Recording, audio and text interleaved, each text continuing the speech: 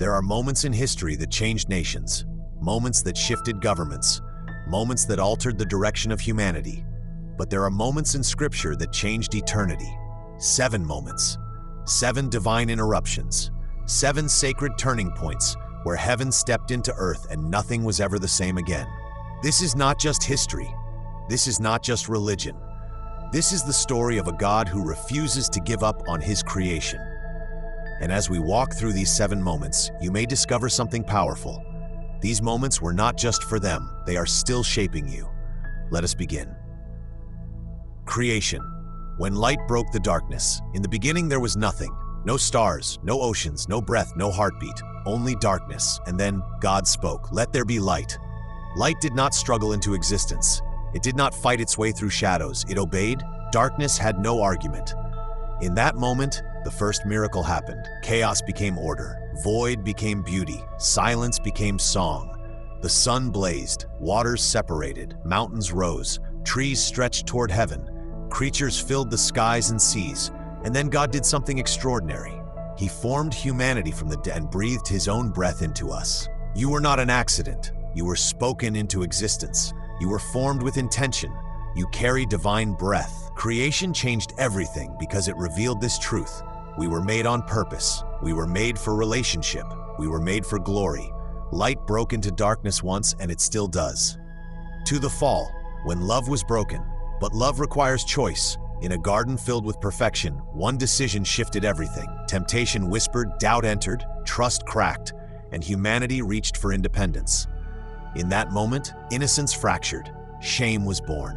Fear entered the human heart. The sound of footsteps in the garden, once joy, became terror. Sin did not just break a rule, it broke relationship. And yet, even in judgment, mercy appeared. God clothed them. God spoke promise. God declared that one day the serpent would be crushed. The fall changed everything, but it did not cancel the plan. From that moment forward, Scripture became the story of pursuit, a holy God chasing wounded humanity. And if you have ever felt distant, ashamed, or unworthy, remember this. The first move after the fall was not abandonment, it was promise. 3. The flood. When mercy floated, humanity spiraled. Violence increased, hearts hardened. Corruption spread like wildfire. The world was drowning long before the rain began. And then the skies opened. The flood was terrifying. Waters swallowed cities, mountains disappeared, everything familiar vanished. But in the middle of judgment, there was an ark. One family, one act of obedience, one vessel of salvation. While rain poured down, mercy floated. The flood changed everything because it proved something powerful. God judges evil, but He always preserves hope. And when the waters receded, a rainbow stretched across the sky. A covenant, a promise, a reminder that destruction would not have the final word. Sometimes God allows storms, but He always provides an ark. 4. The burning bush. When the ordinary caught fire. Centuries passed. Slavery tightened its grip.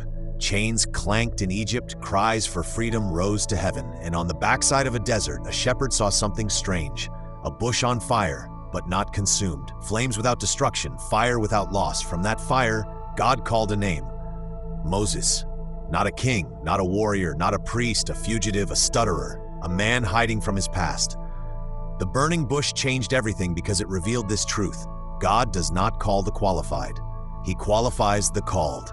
That fire was not about a plant, it was about purpose. And when Moses said yes, chains began to break. You may feel ordinary, you may feel hidden. But when God sets something on fire in your life, it will not consume you.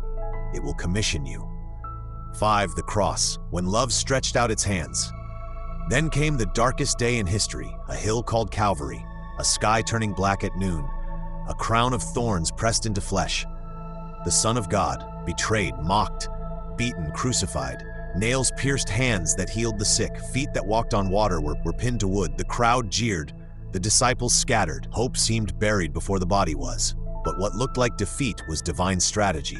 The cross changed everything, because justice met mercy, wrath met grace, sin met forgiveness, love stretched out its hands and absorbed the weight of every failure, every shame, every rebellion. It is finished. Not I am finished, but it is finished. The debt, the separation, the curse. The cross was not an accident, it was rescue. And no matter who you are, what you've done, or how far you feel, the cross declares you are worth dying for. 6. The resurrection. When death lost silence filled Saturday. Grief hung heavy, but Sunday was coming. A stone sealed a tomb.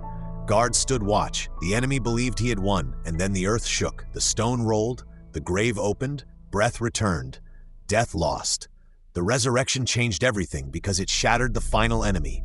If Jesus stayed in the grave, hope would have died, but he rose, which means sin is defeated, fear is temporary, and death is not the end. The resurrection is not just an event, it is a declaration. Nothing is impossible with God, and the same power that raised Christ is still alive.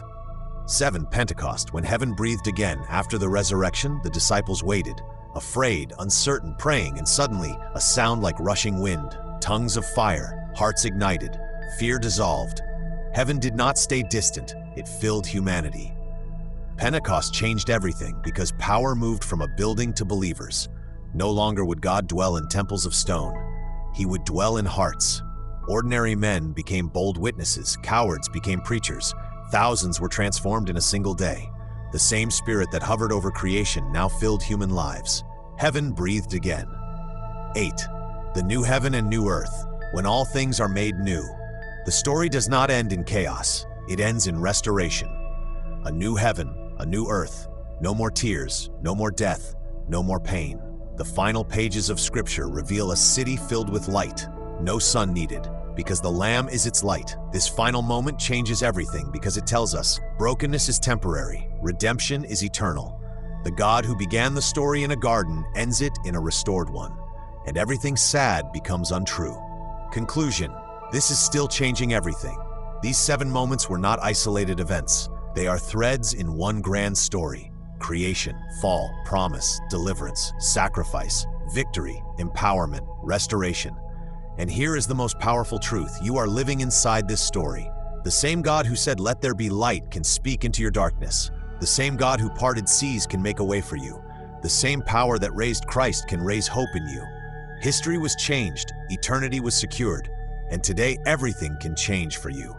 Which of these moments speaks to you right now? The cross, the resurrection, the promise of restoration? Comment below. And remember, the story is not over. The God of these 7 moments is still moving.